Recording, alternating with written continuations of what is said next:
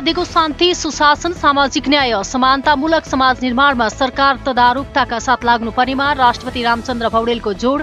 संविधानको मूलभूत मर्म र भावना एवं राज्यका निर्देशक सिद्धान्त, नीति तथा दायित्व सम्बन्धी संवैधानिक व्यवस्थालाई कार्यान्वयन गर्दै जानुपर्ने उल्लेख। संविधानको मर्म र भावना बमोजिम राज्यका निर्देशक सिद्धान्त, नीति तथा दायित्व अनुसारको काम कारबाही क्रमिक र प्रभावकारी रूपमा कार्यान्वयन गर्न नेपाल सरकार अझ सक्रिय र क्रियाशील रहने विश्वास व्यक्त। अहिले समय परिवर्तन हुँदै विकासको गतिमा देश अगाडि बढेको प्रधानमन्त्री केपी शर्मा ओलीको दाबी। आफूले नै डिजिटल नेपालको नारा दिएको र त्यसले प्राविधिक क्षेत्रमा ठूलो परिवर्तन ल्याएको जिकिर।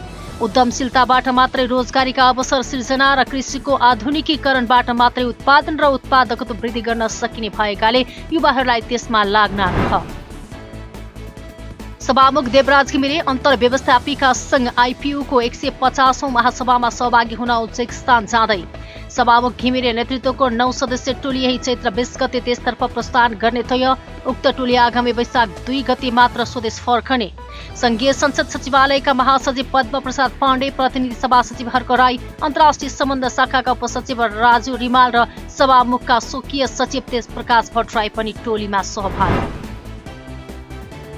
जलवायु परिवर्तनबाट भविष्यमा हुन सक्ने जोखिमलाई मध्यनजर गरी सरकारले आवश्यक तयारी गरिरहेको ऊर्जा, जलस्रोत तथा सिँचाइ मन्त्री दीपक खड्काको दाबी। जलवायु परिवर्तनको प्रत्यक्ष असर नेपालका नदी प्रणाली, जलविद्युत आयोजना, कृषि प्रणाली, पर्यटन क्षेत्र र सम्पूर्ण जैविक विविधतामा परिरहेको भनाई। अहिले नै जलवायु परिवर्तनबाट पर्ने असर न्यूनीकरणका लागि पूर्व तयारी नगर्ने हो भने भविष्यमा नेपालको जलस्रोतमा गम्भीर चुनौती आउन सक्ने धारणा। नेपाल खानेपानी संस्थानका कर्मचारीहरूलाई विनियमावली कार्यान्वयन गर्न खानेपानी मन्त्री प्रदीप यादवको निर्देशन। लामो समयदेखि रोकिएर बसेको कर्मचारी सेवा शर्त विनियमावली कर्मचारी हक हितका लागि लागू भएको भनाई। विनियमावली नेपाल सरकारको नियम र कानूनमा रहेर कार्यान्वयनमा ल्याइएको जिकिर। सहकारी सम्बन्धी केही नेपाल ऐनलाई संशोधन गर्ने विधेयक 2081 लाई विचार गरियोस् भन्ने प्रस्ताव राष्ट्रिय सभाबाट स्वीकृत। सहकारी पीडितहरूले समेत लामो समयदेखि आन्दोलन गरिरहेको अवस्थामा सबैलाई सम्बोधन गर्नका लागि कानून आवश्यक रहेकाले विधेयक आवश्यक परेको भूमि व्यवस्था, सहकारी तथा गरिबी निवारण मन्त्री बलराम अधिकारीको भनाई। तत्कालका समस्या समाधान गर्न विधेयक ल्याइएको भन्दै यसमा रहेका अपूर्ण विषयहरूलाई सम्बोधनपूर्ण बनाउने प्रतिबद्धता। सिराहाको औरही गाउँपालिका 5 मा महायज्ञ गर्ने भन्दै दीपक मल्लिकको घर भत्काएको घटनाको सत्य तथ्य छानबिन गर्न राष्ट्रिय सभा सदस्यहरूको माग। संविधानमा उल्लेख हक अधिकार विपरीत महायज्ञको नाममा दलितको घरमा डोजर लगाउनु आपराधिक काम भएको धारणा। पीडित परिवारले अझै सुरक्षित महसुस गर्न नसकेको भन्दै सुरक्षाको प्रत्याभूति गराउन सरकारको ध्यान आकर्षण। पूर्व राजा ज्ञानेन्द्र शाह राजा बन्न लायक नरहेको नेपाली कांग्रेसका सभापति शेरबहादुर देउवाको टिप्पणी। राजसत्ता बोकेर हिँडिरहेको राप्रपा पछुताउने भन्दै ज्ञानेन्द्र शाहलाई पार्टी सभापति बनाउन राप्रपालाई देउवाको सुझाव। कुनै पनि हालतमा राजसत्ता फर्कन नसक्ने भन्दै गणतन्त्रको रक्षामा एकताबद्ध भएर लाग्न पार्टीका नेता कार्यकर्तालाई निर्देशन।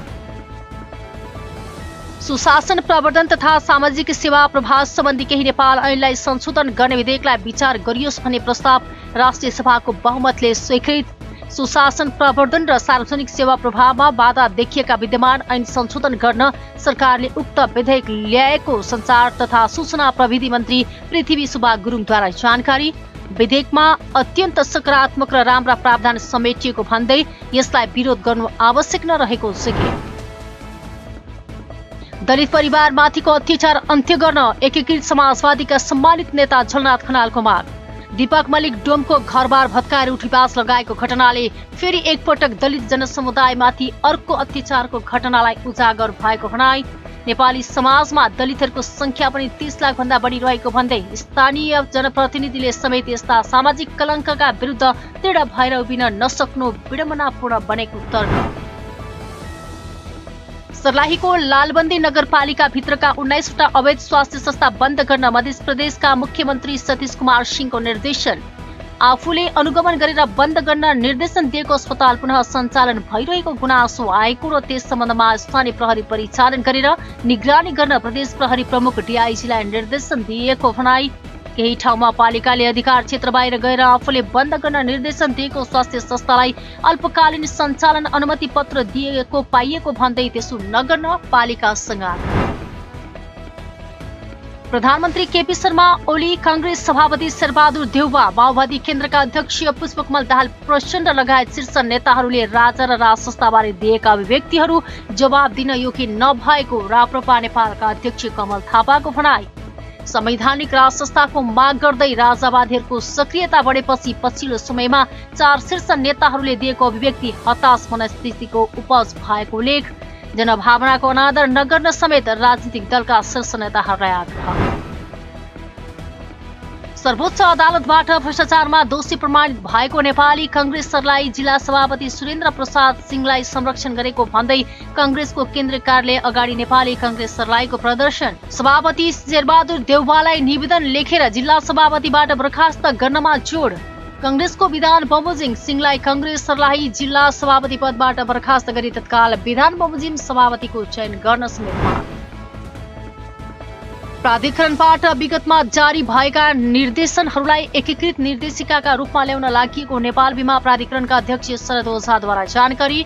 बीमा कम्पनीले आफ्नो आन्तरिक सुशासन र सुनियम कायम राख्नुपर्ने भन्दै प्राधिकरणले आवश्यक नियमित हस्तक्षेप गर्ने स्पष्ट। यस क्षेत्रको सुधारका लागि बीमा संस्थाहरू, मध्यस्थकर्ता लगायतका सरकारी निकायसँग निरन्तर छलफल र सुझाव लिने काम भइरहेको छ। नेपालसँग पर्याप्त बिजुली नरहेको स्वतन्त्र ऊर्जा उत्पादकहरूको सस्ताई पानका अध्यक्ष गणेश कार्कीको भनाई। अहिले पनि ऊर्जा, जलस्रोत तथा सिँचाइ मन्त्रालय र विद्युत प्राधिकरण बीचको विवादलाई हेर्दा पनि नेपालसँग पर्याप्त बिजुली नरहेको स्पष्ट भएको तर्क। 28,500 मेगावाट उत्पादन गर्ने सरकारको लक्ष्य अनुसार काम अघि बढ्नुपर्नेमा जोड।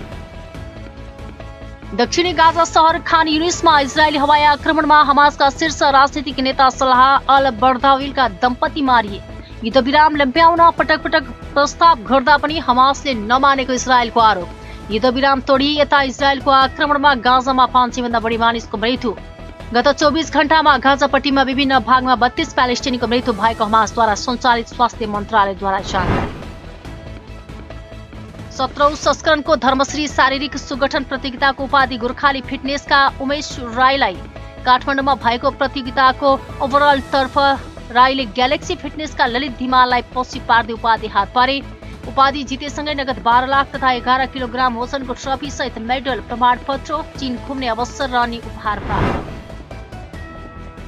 विभागीय टोली एपीएफले रूपन्देहीकै पुरानो र प्रतिष्ठित तिलोत्तमा गोल्ड कपको सेमी फाइनलमा स्थान बनायो।